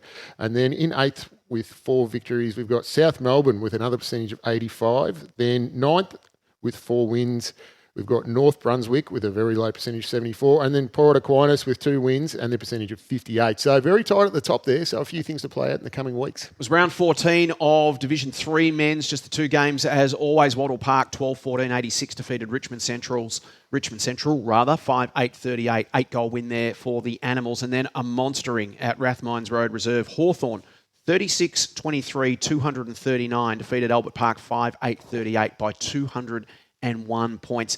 Latrobe had the bye. It does feel like, Matty, these results, these big blowout results are up and down the comp at the moment. Feels like the Tullamarine Flu's having a bigger impact this year than it has in previous years. Maybe because it's a World Cup year, I don't know. But it certainly seems like it's been a longer impact and it's been a deeper impact right up and down the competition. Yeah, it does certainly feel like that now you mention it, Jace. A lot of the divisions and competitions that we're going through, there seems to be a lot of teams that are being affected by they're tight throughout the year, and then we hit this middle of the year and there's been some just uncharacteristic blowouts. Yeah, it's very unusual, and maybe it is that it is a World Cup year. I know it's a very popular event around the world, so that could be having an impact, but that's done now. So hopefully for those teams that are suffering from a bit of unavailability, they start getting some of their star players back. Yeah, so Wattle Park are out at the lead of the pack here in Division 3 still. They're one of our undefeated teams. We'll have Senchi on later to talk us through, because we did lose at least Fitzroy. Fitzroy got beaten for the first time, so we'll see if anyone else slipped over the weekend. But Wattle Park are still 11 and zip. They are undefeated. They're 4 games clear of Richmond Central on 28, 1 game back to Hawthorn on 24, Latrobe on 12, and Albert Park on 4 points. That is men's divisional footy. That's the men's competition for this week. After the break, we'll talk VAFA women's. That's next on For the Love of the Game. Footy finals are almost here, and there's no better way to kick them off than at the 2026 William Buck VAFA Finals Luncheon. Join MC Nat Edwards, AFL legends and Brownlow medalists James Hurd and Jimmy Bartel, plus Jason Bennett and the VAFA media team for a live For the Love of the Game finals preview. Friday, September 4th at the RACV City Club. Enjoy a premium 2-course lunch, beverage package and an unforgettable afternoon of football stories and finals insights. Book your tickets now at vafa.com.au. Don't miss out on one of the biggest events on the VAFA calendar. This is For the Love of the Game. Let's talk William Buck Premier Women's, and Caulfield Grammarians, the league leaders, kept on keeping on. 5-13-43 defeated St Kevin's 2-3-15 by 28 points at Glen Huntly Park. Great win for Old Geelong, 3-9-27 over Fitzroy 1-1-7. The Ogs by 20 points. Old Brighton in the tightest game of the weekend in Premier Women's. They got the job done just over Westbourne Grammarians, 6-5 to 5-6 by 5 points. Old Brighton out at Andrew Park Pavilion. And Old Scotch over Q, 12-12-84, defeated Q 3 straight 18 by 66 points. So we checked the ladder, and it is Caulfield Grammarians and Old Scotch still locked together on 40 points. They are battling it out. The top 2 almost set. They're 4 games clear of the rest. Hugo, the real interest here is going to be in positions 3 and 4, as it was last year. You got West Brunswick on 24, Old Brighton on 24, Q on 24, Fitzroy on 20, St Kevin's and Old Geelong on 16. So from 3rd spot to 8th spot, 2 games. Yeah, very tight. So, geez, I guess it comes down to you want your availability now too, don't you? Your best players on the park, and every game's so important. It's great. Yeah, Westbourne Grammarians bring up the field with the one game. So that's Premier Women's. As we say, the top two have cleared out. But gee, it's going to be a fascinating run for third and fourth on the run home as it was in 2025. What's happening in Prem B? Interesting weekend of football in Prem B, Jace. It's fair to say some really intriguing results. We'll start at Elstonwick Park. Old Melburnians, who went into the day second on the ladder against Glenara Old McKinnon, who was seventh. And Old Melburnians given a massive scare here. They just held on by 5 points, 3-3-21 to 2-4-16 in the end. So the OM's just getting the job done over the Griffins. Old Yarra Cobras at Pitcher Park, away to Parkside. This was 6th v 8th, but Old Yarra Cobras getting a big win, just their second of the season. 46 points they won by, 9-3-57 to 1-5-11. So great result there for the Cobras. As they've been working so hard. They've come up, I think, a couple of sections from last year. So they've done it tough. So days like that just build a huge amount of confidence, belief, and just joy, Hugo. Just some fun. No, exactly. And it makes the players want to come to training, be together, and get the result like that. It's great. No, and it was a terrific result for them. This was a bit of a shock. Old Xaverians against Port Melbourne Chargers. They were neck and neck on the ladder, one game separating. The Port Melbourne Chargers winning by 44 points. 10-5-65 to 3-3-21, that match at Basel Reserve. And the only other match, and this was probably the one that came with the least surprise, Beau Morris, who went into a top of the ladder, and they defeated Williamstown 4-9-33 to 0-7-7. So Beau Morris getting the win there by 26 points. So that Port Old Zabs, as you go through the ladder now, that result's so important in the margin too, because it's allowed the Chargers now to jump ahead of Zabs on percentage for that third spot. They have leapfrogged them because they're both level on 6 wins apiece. Beau Morris still out on top, 12 from 12. So we know that they've kept their unbeaten streak going. Old Melburnians, 3 games behind them with an 8-3 record. 2 games behind them, you mentioned Port Melbourne Chargers, Old Xaverians, 3% separating the two sides there. But it's a big result there for the Chargers, not just the 4 points, but the percentage that comes with it. A game behind those two, Williamstown CYMS and Parkside. And then Glenara Old McKinnon sit a game behind Parkside and Williamstown CYMS. 2 games behind them, Old Yarra Cobras, who's still in last spot, but picked up their second win of the year. Yeah, so the race in Prem B Women's at the moment, it's definitely 6 into 4, potentially, for the top 4, and potentially even 7th if you consider Glenara Old McKinnon are 2 games back, but need to get on a bit of a run, but they have got a fantastic percentage, so that will certainly help them. Let's talk women's divisional, Hugo. We'll start with Div 1. Div 1, we had some big results in this one, Jace. So out at Latrobe Uni, so Monash Blues 4-12, defeating Latrobe 3 behinds. That was an 18-point victory. And then at the Whitefriars College, this was a close one. We had Whitefriars 3-6-24, defeating Powerhouse 3-4-22. So a 2-point victory there, very close one. And then a couple of big results here. So Marcelin 7-11-53 against Old Carey, who failed to register a score. And then Ormond at EE Gun Reserve, Ormond 6-13-49, defeating Oakley, who also failed to register a score. So some big results there. The top 2 teams just getting it done. Yeah, exactly. And then as we turn to the ladder, that's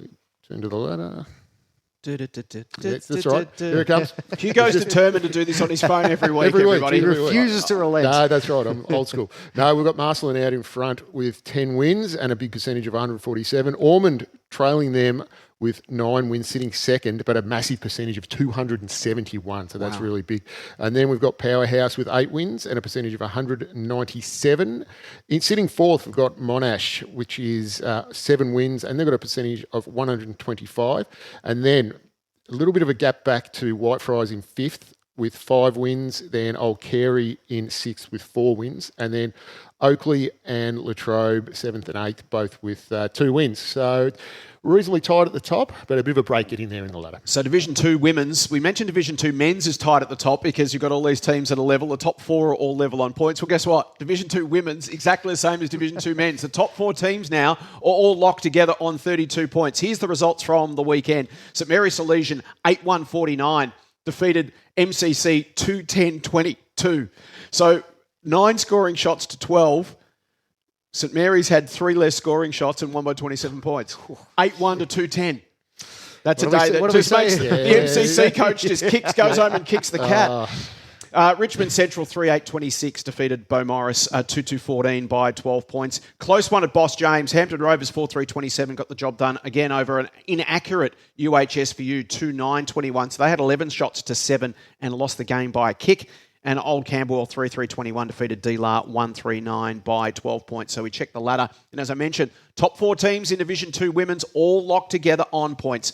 Richmond Central 32, percentage 187. St Mary's Salesian 32, 184. De La Salle 32, 166.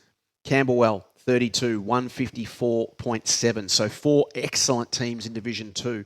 Then Beaumaris and UHSVU both still in the mix as well. Bowie are only 1 game behind in 5th spot.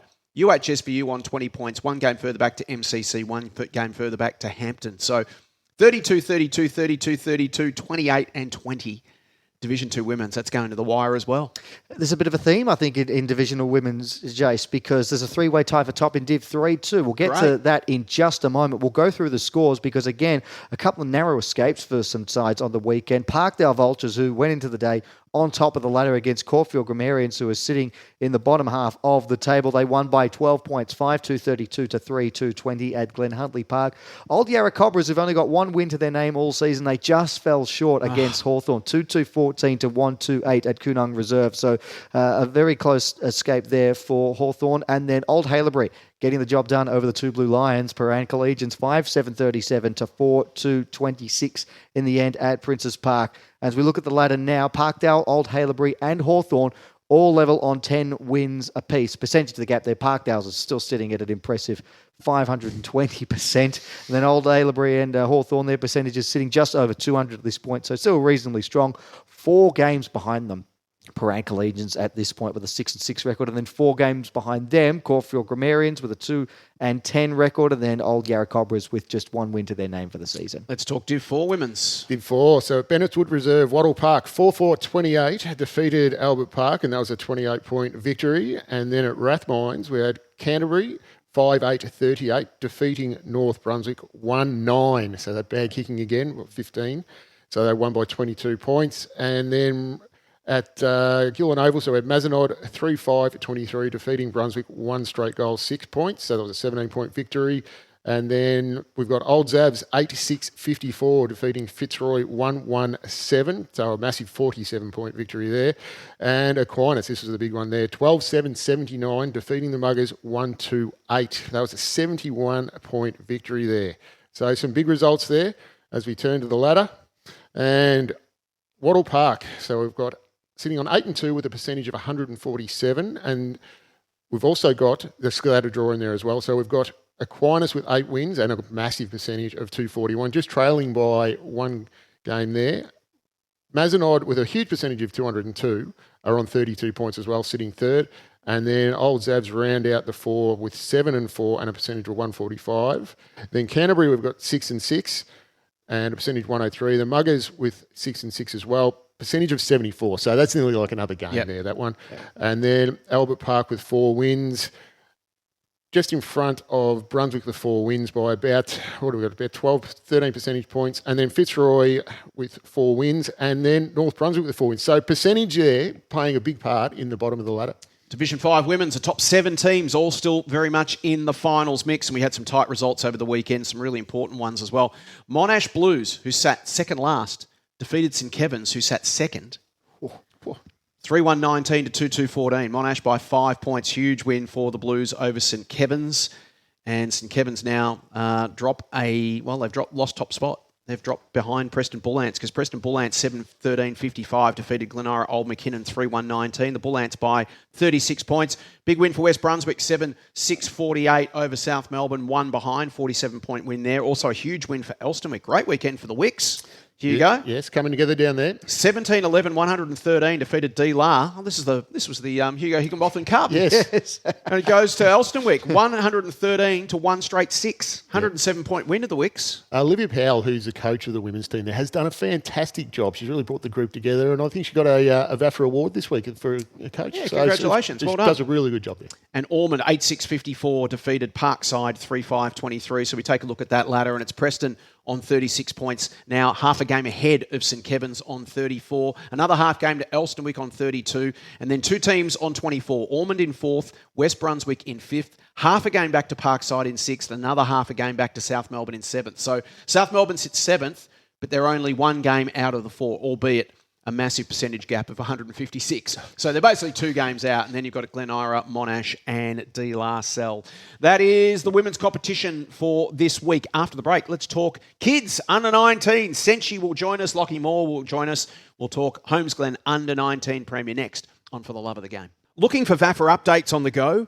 Download the brand new VAFA app today. Get live scores, fixtures, ladders and all the latest VAFA news right at your fingertips. Whether you're a player, supporter or just love local footy, the VAFA app keeps you in the game. Search VAFA in your app store and download it now. This is For the Love of the Game. Time to talk Holmesglen under 19 Premier, which has been an incredible competition all season long, week after week. Just ridiculous results and impossible to predict. And we've got some more of those over the weekend. Joining us, DYLAN Humphries, Cench Footy. It's good to be here. Unfortunately, the streak ended on the weekend. I thought you might come in wearing all black, actually. Yeah. In mourning. Old Scotch got done. Also joining us, as always, our under-19 Premier reporter, Lachie MOIR. Lachie, the man who might have just tipped 5 out of 5 on the weekend. Yeah, I was due. I'm very happy with myself. And, hopefully I can really make a late run here. But, happy to tip the card. Where would you like to start? Holmesglen under-19 Premier over the weekend. Yeah, well, we may as well start with the Old Zavs, Old Scotch game where Old Scotch's streak, unfortunately for Senchi, did come to an end on the weekend there. But fortunately for me, as I did side with Old Zavs and they got it done in a great contest, 8-point win at home there. Probably the biggest result of the round in my eyes. They end the winning streak. Huge result sort of for the top 4 race. They propel themselves now up to second in a big win for them. Their transition game on the day was just a lead and they just killed Old Scotch with their inside 50 entries and how efficient they were. So great win for Old Zavs. Old Scotch, obviously, the streak comes to an end, but they're still flying. So interesting to see where these 2 teams end up. They've lost to Zavs twice now this season by 8 points and by 7 points. So, and there's every chance these 2 might meet come September. I reckon they will. Yeah, fantastic to watch. Great win for Old Brighton, the top team. 13-15-93 defeated St Bede's Mentone Tigers 9-11-65 by 28 points at Mentone Reserve. Yeah, speaking of Old Brighton coach Trav O'Donoghue, he was pretty keen to get this one over the line for the boys as they got beaten by St Bede's Mentone earlier on in the year. So they were confident to try and right the wrongs of that game. They controlled territory early, didn't convert, but they still knew if they just kept chipping away that they'd eventually correlate that into scoring, and really mature second half response from them. They closed out the game really well.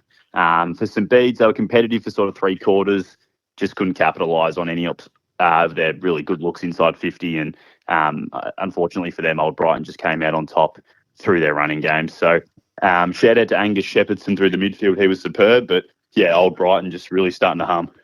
Uni Blues won 5 out of their last 6 now. They've really turned their season around. 15-13-103 defeated Caulfield 9-10-64 by 39 points. Yeah, that's right. And they've got quite a big team, Uni Blues, and I think their bigger bodies really suited the smaller ground. Ted Bain was superb. He kicked 4 moving forward. Archie Philpott was impressive in defence. And Jones Gorton, really good option up forward, seemed to be a really commanding presence up there. So probably for Caulfield, it's just the story of their last few weeks. Around 30 unavailable players for them over the past month. Yeah, wow. They haven't had a reserves game since the 30th of May. So, look, 2 15-year-olds playing for them, 10 players doubled up and played 2 games. So it's just a hard spot for them at the moment, but they're really fighting along. And that context is important too, because you don't know what's going on behind the scenes. You just see the scores and think, a team might be in a slump or struggling. But, I mean, the reality is you can only play who you can play. 15-year-olds and players having to back up and play double-headers, that's pretty rough. Senchi's almost looking like an under-19s. He's had a shave today. I reckon you might be able to qualify to get out there for a game. They had a 16-year-old in the senior team too, didn't they? Yeah. So they're certainly blooding the kids out at Caulfield because, again, from the sounds of it, they've got no option. Yeah. Lachie, Jerry Green Reserve is where I want to go to next. St Kevin's and Parkdale, 2 teams at different ends of the ladder. St Kevin's getting the job done, but didn't have it all their own way in this one. No, they definitely didn't. It was tough for them coming into it, speaking to Coach Paul Greenham. They were a bit undermanned, away from home, under the lights against a pretty good outfit. They took momentum going into that second quarter, and their defence really was outstanding all night, probably won them the game. Kobe Donovan and Gary Monahan were the standouts for me. Parkdale probably could have won this game. They just missed a few chances in that first quarter. Their young players continue to get better, but important win for Scob after some close losses, and they're now sort of cementing themselves in the finals. Did we see Mark of the Year in this game, Senchi? We saw it twice, actually. St. Kevin's down the other end and Kobe Donovan for Is that the best mark you've seen in the VAFA this year? It was a huge. If you haven't seen it, log in to Senchi's socials. Massive hanger in the goal square. I reckon the St. Kevin's one was better. Yeah, no, I'm taking the fist. That's hard. Gotcha. I understand. That Kobe Donovan grab was unbelievable. No, I'm watching it back, and one of our commentators, Ellie Curler, said that was mark of the, and it got cut off. I want to know. Mark of the what? Mark of the week? Year, decade, century? We got to figure this out. We've got to get to the bottom. She of said this. mark of the day. Mark of the day. Okay, well, she's probably right. It was a great grab. Final game of the weekend, yes. Hugo? Lachie, so a big result there at Moorabbin West for DYLAN. 18-24-132, defeating Bo Morris 9-3-57. So a 75-point win there. Yeah, big emphatic win, complete four-quarter performance for DYLAN. Their pressure around the ball was very good. They seemed to hunt numbers, and it was just a great sort of team effort. They sort of broke the game open after half-time. They could have definitely won by even more, which was scary, but they had some wasteful sort of finishing going forward. For Bo Morris, they were good maybe up until halftime. They were in the contest, just unfortunately couldn't sustain that effort throughout. But DYLAN's transition from defence to forward and being able to score was definitely the difference in this game. They were just really hunting and running, and it was just really great to see for them. So, really big win for them, and they're looking dangerous. Really critical wins, in fact, for DYLAN and for University Blues, as we have a look at the ladder in just a moment, because it's kept them alive. I'm just looking through the best players, and I've spotted Lincoln Higginbotham, however you say your last name. Yeah, close enough. Now I know why you just only ever call him Hugo. Yeah, no, he did well down there, the young fellow. He's only 17, but he's a big boy, and he plays in the defence. So good to get in the best when you have a 75-point win. But one big thing with DYLAN is they're majority Year 12 students, and in the previous term, they were playing school footy as well. So they were basically training Monday morning, Tuesday night, playing Wednesday, training Thursday night, playing Saturday. So the little bit of that form slump they had, they were really tired, those boys. Yeah, and understandable. So they've got about 6 or 7 to come back in as well. So. Let's check the ladder, and it is Old Brighton out in front by a game. It's a very tight ladder, as it has been all year. Old Brighton on 36, one game clear of Old Xavs on 32, and then one game to the next 4 teams. So 3rd, 4th, 5th and 6th all locked together on 28 points. St Kevin's, Old Scotch, St Bede's Mentone Tigers and DYLAN Cell. Game and a half back to University Blues on 22, then Parkdale 16, Caulfield 14, Bo Morris 8. So essentially right now, at least 6, possibly 7 teams still in the race for the finals. Yeah, I think we need to do a premiership pie or something and give our seedings here. Power rankings next week, you and Lachie? Let's do that next week. So over the weekend, Lachie, it just so happened, I'm sure you were unaware of this, you happened to pick 5 out of 5. Since you picked 3 out of 5, so you've started to close the gap. What's the gap now? It's down to 6. Yeah, I'll be all right. I'll be all right, he says. Just dismiss him as you like. 40-34 in favour of Cench. But Senchi, you're still in front, so you have the honour. We're going to kick it off with our KTV, our Community TV, Holmesglen under 19 Premier match of the round. It's 11:35 Saturday at Waverley Oval. DYLAN Cell sitting in 6th position against Caulfield in 9th. Who do you like, Senchi? The home side for me. Go for DYLAN. What about you, Lachie? Yeah, DYLAN for me as well. Old Brighton sitting top of the table against Parkdale, who sit 8th, 2 p.m, Brighton Beach Oval. Well, I'm just going to play some defence and tip Old Brighton. Lachie? Yeah, can't go past Old Brighton at home. St Bede's Mentone Tigers sitting in 5th against the bottom of the ladder, Bowie in 10th, 2 p.m, Mentone Reserve. Yeah, can't go past St Bede's here. Yeah, St Bede's as well for me. This is the game of the round for mine. It is St Kevin's sitting in 3rd, Old Scotch sitting in 4th, 2 p.m, TH King. Scotch. Well, we'll make it interesting. I'll go St Kevin's, so hopefully I can repeat last week and get one over him there. And then a critical game for Uni Blues. We talked about how they're on the outside looking in. They've got to find a way past Old Xavs. Blues sit 7th, Xavs sit 2nd, 2 p.m. at Crawford. They'll win, Uni Blues. Blues will win with the upset. Lachie? Can't jump off Old Xavs now, so I'll stick with Old Xavs. So an opportunity for you to either grab a couple or slip a further couple behind. But you're the informed man, Lachie. Thanks for your time as always, mate. We'll talk to you next week. Thanks, boys. See you soon. Footy finals are almost here, and there's no better way to kick them off than at the 2026 William Buck VAFA Finals Luncheon. Join MC Nat Edwards, AFL legends and Brownlow medalists James Hird and Jimmy Bartel, plus Jason Bennett and the VAFA media team for a live For the Love of the Game finals preview. Friday, September 4th at the RACV City Club. Enjoy a premium 2-course lunch, beverage package and an unforgettable afternoon of football stories and finals insights. Book your tickets now at vafa.com.au. Don't miss out on one of the biggest events on the VAFA calendar. This is For the Love of the Game. It is time for Cench Watch. What's been happening, our socials guru, DYLAN CENCH FOOTY HUMPHRIES? I've come prepared today. Good. That makes a nice change from last week. Yeah. So West Brunswick legend, you could say, Billy Irving played his... Absolute legend. Played his 250th. He kicked 6 goals in their win over Powerhouse. Fantastic. Of course, he's come from Port VFL, and I think he played some footy for Old Melbournians. So, yeah, good to see.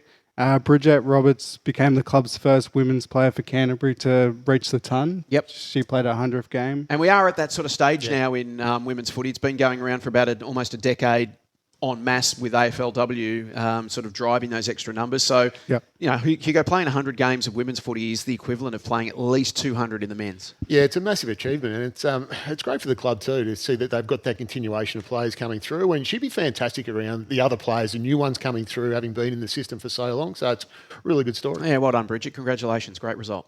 And yeah, the rest of this segment is pretty much just talking about young players on the rise and clubs blooding players. So the Baby Bloods, Old Haileybury had 6 players from their under-19s team on the weekend playing up in the senior team.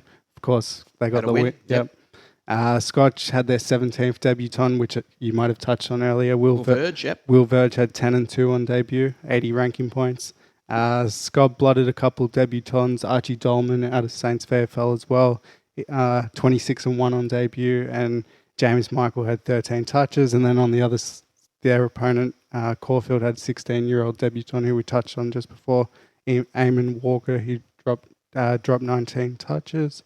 Pretty good. 16 years old, 19 touches on debut to slotting into senior footy. Yeah, it's not bad. It's a bit of a baptism of fire. They're coming up against St Kevin's too. They played a game of footy there. Yeah, definitely. And just finally, Collegians had 7 Wesley College schoolboys on the weekend and in their under-19s team, and I think they won by like 130 points. So yeah, future's bright there. It is, and it's so important, Hugo. And we're seeing schools do this better and better, just integrating their under-19s in their schools program, because it is the logical feeder and it's the future of your footy club, and it's a huge advantage if you've got a school behind you, but only if you have a great working relationship with that school. Yeah, I've seen that firsthand with DLSL. They've got Andy Otten, who's... He's coaching both, isn't he? Yeah, which is smart. Yeah, which and just the transition there is perfect. It was started by Bill Tyson a few years ago. There was a disconnect there, so they saw the numbers dwindle, and Bill was really big on that. So we had the Irishman Walshie coach the school Nick Walsh. team. I see he's now moved to Canada for a new job. Yep. Yeah, he's all over the place. And he coached the school team and the club team,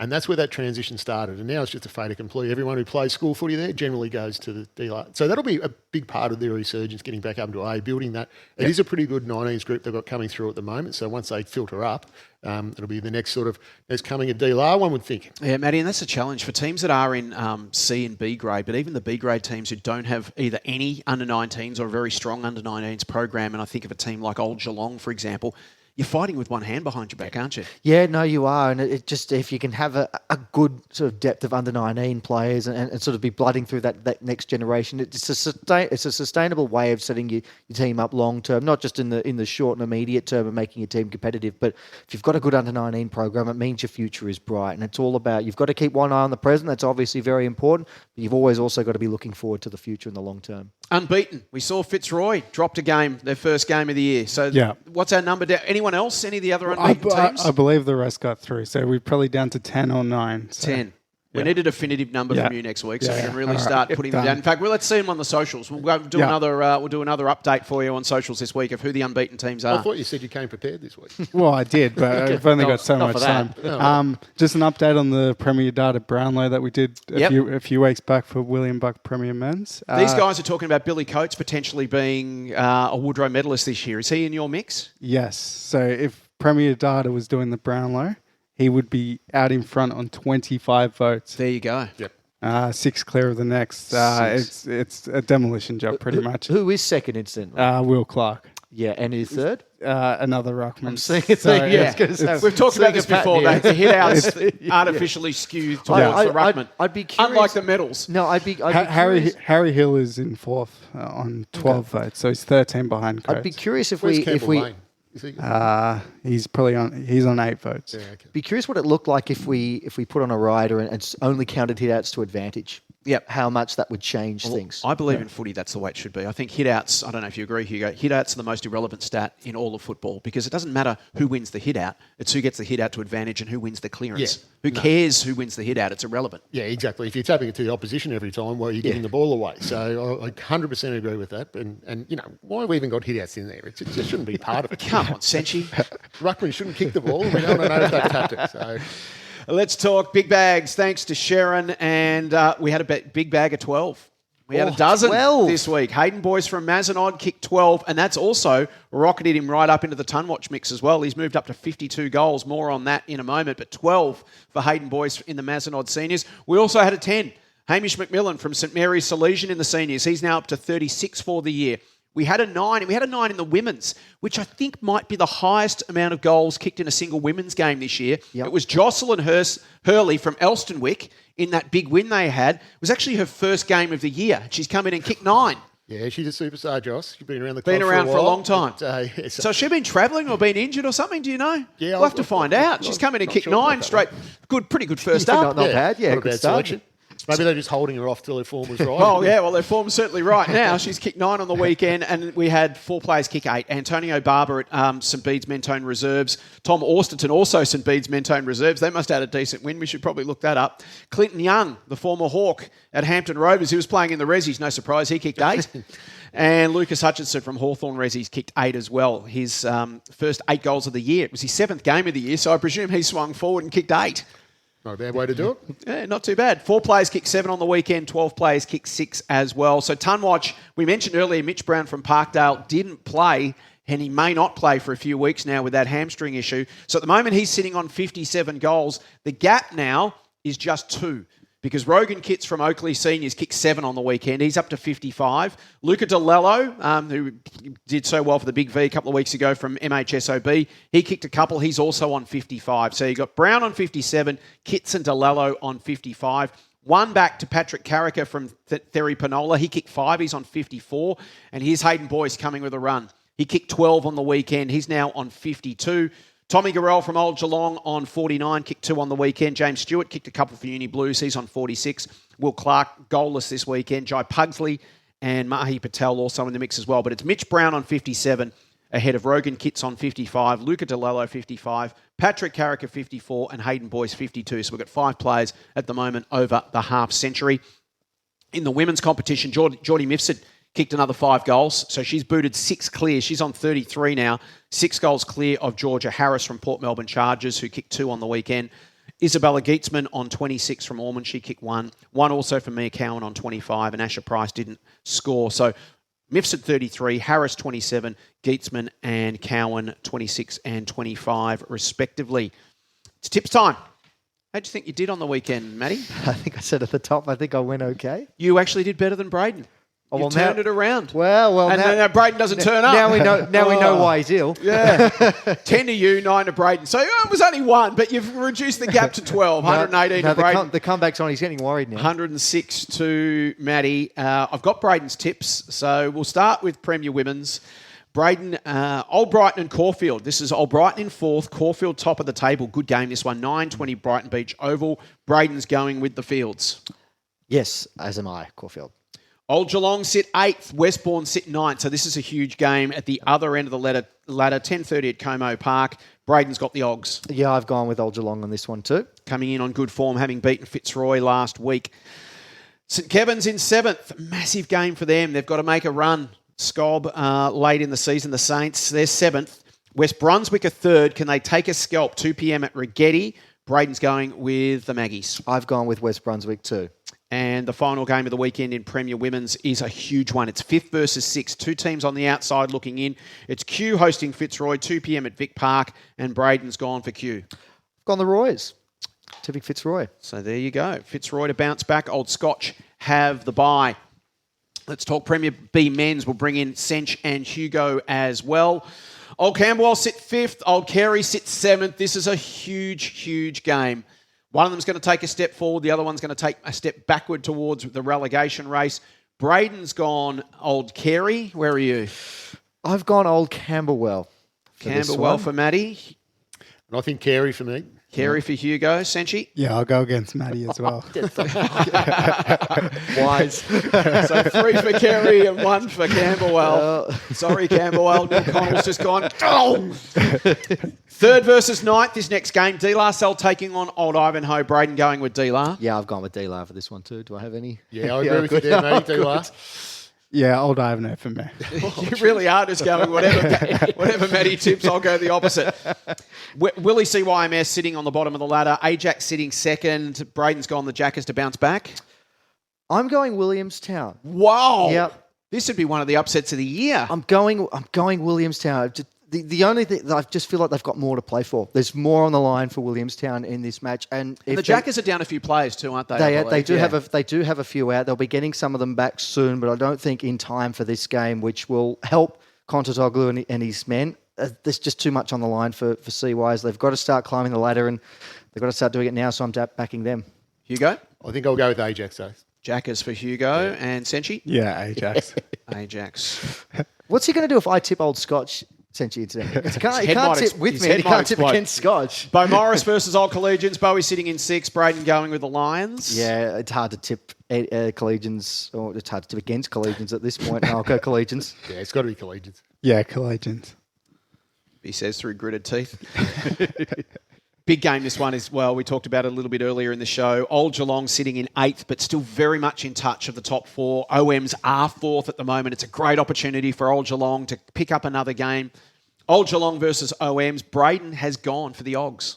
I'm going the OMs. I'll agree with you there, Matty. I think OMs get the job done. Yeah, I'll stick with these two. Let's talk William Buck Premier Men's round 13 action. 6th versus 7th. This is our SEN match of the day. 1:45 on the SEN app and on vafa.com.au. What a huge game this is. Caulfield 6th. Uni Blacks sit 7th. Braden's gone for Caulfield. Some really tough games to pick in Premier Men's this weekend. I've gone Old Caulfield too, though. I'm going to go Blacks in this one. Blacks for Hugo. They get the job done. Yeah, Uni Blacks as well. So that's a 2-2 split on Caulfield and the Blacks. 3rd versus 5th. Just as big a game. St Kevin's sit 3rd. Old Scotch sits 5th, and we talked about what Scotch have got in front of them. Their finals campaign is already underway. You'll see this game live and free, 1:55 on VAFA TV. And Braden has gone for the Cardinals. I'm tipping Old Scotch too. I think purely because this one's being played on home turf for the Cardinals. I think if it was at TH King, I'd be going St Kevin's, but I'm going to go the Cardinals here. I'm going to go St Kevin's in this one. I don't think the ground will have any effect on them, and I think they'll be too strong on the day. I think I'm going St Kevin's as well. So St Kevin's. Hang on a minute. Stop the presses here, JB. Wow. Century's tipped against Old Scotch. This is reverse psychology, this is. So that's a 2 and 2. You went for the Cardinals, yep. And you two have both gone for St Kevin's. St Bernard's versus Old Xavs, top versus bottom. You'll see this one 1:55, VAFA TV as well, live and free from the Snake Pit. Can be a banana peel game. Old Xavs coming off a loss. Braden picks them to bounce back. Yeah, I'm going to back them to do the same, set things straight and get a win here. Yeah, I think they'll bounce back, and they'll bounce back hard this week. Yep, Xavs. Xavs across the board. Uni Blues sit 2nd. Old Haileybury sit 8th. This game 1:55 live and exclusive to Community TV. You can see this game. The Blues versus Haileybury at Melbourne Uni. Braden's going for the Blues. Yeah, I've got to tip the Blues as well. They're flying high at the moment. Definitely the Blues for me. Yep, agree. Blues across the board for this one. And the final game of the weekend, Old Trinity sit in 9th. Old Brighton sit 4th. Braden's going for the Tunners to bounce back. I'm going to tip the Tees. Okay, the upset out of Daily Oval. Tipping the upset here. I think Old Brighton still will have a few light coming into this match, and Old Trinity, they nearly got the win. Yeah, last they'd be week. feeling much better about themselves, wouldn't they? I know they're on a 7-game losing streak, but that was the best performance they've put in for quite a while. And they've slowly got a few coming back as well. We know they've been without a few for a while, and at home, Old Trinity for me. Ooh, wouldn't that make it interesting? Imagine if the Tees get up over Brighton and Scotch win over St Kevin's, and that gap between 4th and 5th shrinks even more. Yeah, look, this is going to be a very tight game this one, but I'm going to go with Brighton purely because I need a new oven and I want to buy it off Marcel Bruin. And I want a really good price. So, Marcel, look after me on that oven, please. Yeah. Great. Thanks, Hugo. That's really good. Old Trinity for me as well. Hugo for the love of the game and homewares. Yes, correct. Old Trinity, did you say? Yeah. Sorry, that almost slipped through. So a 2-2 there on Trinity and Brighton. Interesting. It's going to be a fantastic weekend of footy. That is it for us for the love of the game this week. So much to talk about, so much to look forward to over the weekend. We'll be back to dissect it all next week for the love of the game.